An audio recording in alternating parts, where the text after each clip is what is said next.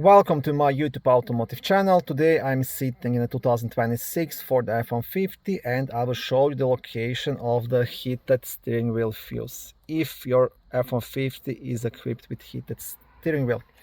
This video will apply to F-150s made from 2024 all the way up to 2026 and possibly newer. Also, if this video was helpful, please support the channel by liking the videos, subscribe to the channel or become a channel member.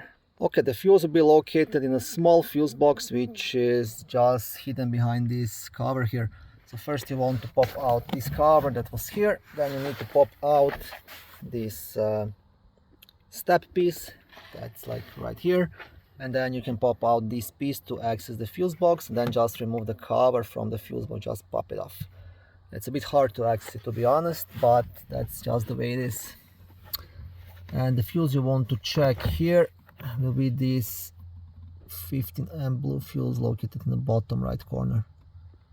So this is the fuse to check.